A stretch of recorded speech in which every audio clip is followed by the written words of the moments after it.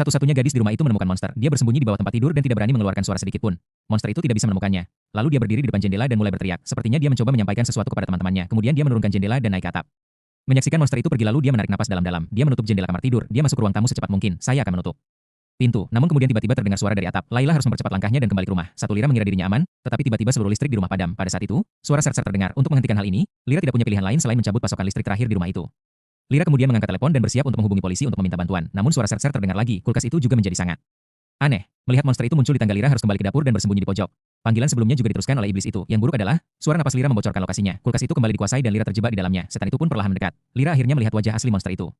Ternyata dia adalah alien dengan kepala besar dan mata besar. Lira berteriak dan mendorong monster itu keluar pintu. Namun iblis itu mengambil alih kendali pintu dan membantingnya ke arah Lira. Lira, yang telah sadar kembali, dengan cepat memanjat ke sisi lain. Namun Lira segera menyadari bahwa tubuhnya tidak berada di bawah kendalinya. Karena panik, Lira mengambil benda tajam dan dengan cepat memasukkannya ke kepala alien tersebut. Demikian pula, alien itu mati di tempat. Lira juga pingsan karena ketakutan yang luar biasa.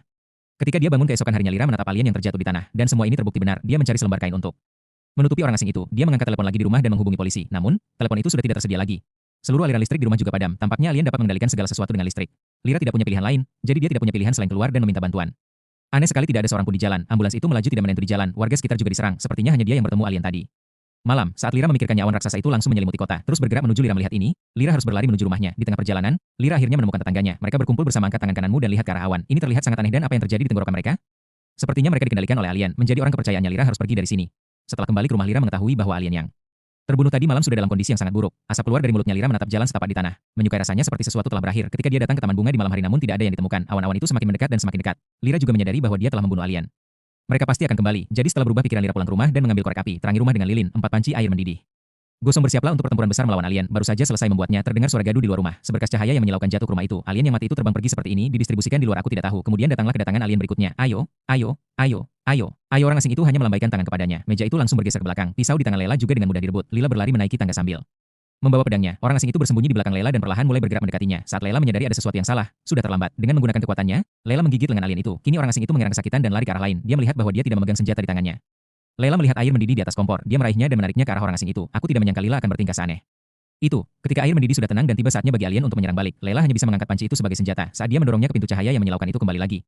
Pot bunga itu terpasang dengan kokoh di dinding, namun alien itu dengan mudah menembus cahaya tersebut. Dia mendekatkan wajahnya ke wajah Lila dan membuat gerakan aneh. Melihat bahwa alien itu tidak menyerang, Lela dengan cepat berlari ke ruang penyimpanan dan menutup pintu. Ayo, ayo, ayo. Lira ingin melarikan diri melalui jendela, tetapi para alien menghentikannya. Dia tidak punya pilihan selain berdiri di salah satu sisi kios untuk menghalangi orang asing. Namun dia dihancurkan oleh alien. Kios itu berubah menjadi seperti batu nisan yang tajam. Lira menemukan waktu yang tepat untuk memasukkannya ke dalam alien itu. Gunakan pintu untuk memberikan pukulan fatal. Setelah kembali kepada Dewa, Lira segera meninggalkan jendela. Alien ketiga muncul dari kejauhan. Ini adalah monster tinggi dengan lengan panjang.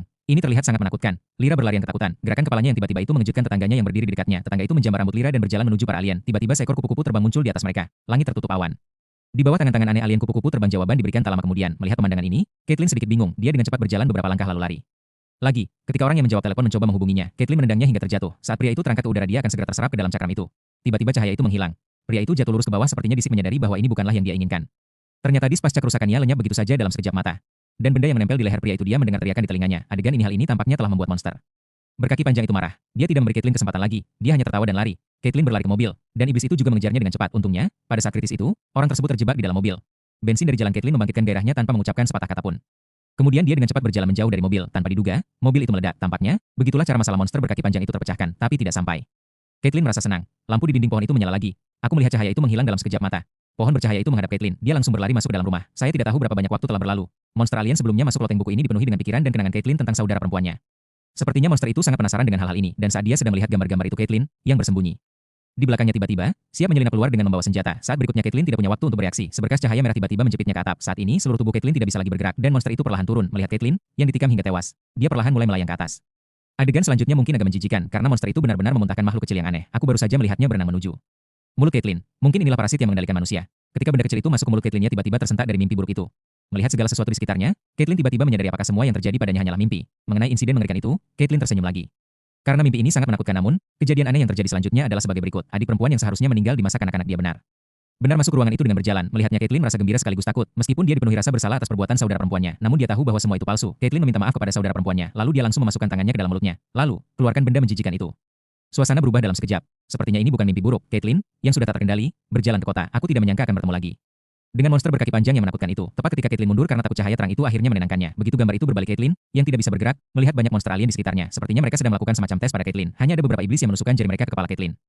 Ingatan Caitlin terungkap dalam sekejap, seolah-olah dia kembali ke masa kecilnya ketika dia melihat bahwa ibunya masih memanjakannya. Saat gambar berbalik dia kembali ke hutan. Dia juga melihat foto saudara perempuannya yang secara tidak sengaja mengakhiri hidupnya. Terima kasih telah menonton. Saat gambar itu berbalik lagi, Caitlin berada di tempat yang istimewa, dan di sisi lain, dia duduk dengan rasa bersalah dan kerinduan sehari-hari terhadap saudara perempuannya.